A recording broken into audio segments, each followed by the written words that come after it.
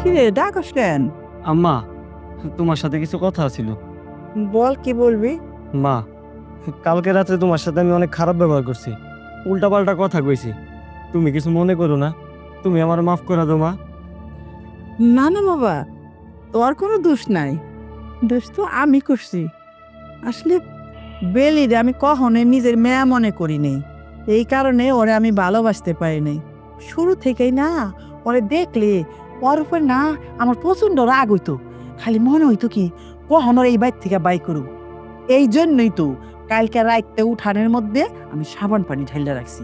ভাবছিলাম ও পইরা হাত পা ভেঙে মরবো। মা, এই কথাটা যখন আমি শুনছি না, আমার মাথা কাজ করে নাই। এই জন্যই তো তোমার সাথে আমি অনেক খারাপ ব্যবহার করছি। তুমি কিছু মনে করো না মা, তুমি আমারে মাফ করে দাও। তুমি যদি আমার উপর রাগ করে থাকো, ওই আল্লাহ আমার উপর নারাজ হয়ে থাকবো মা। না না বাবা, আমার আর ভুল হইব না। আমি বুঝতে পারছি এটা করা আমার উচিত হয় নাই।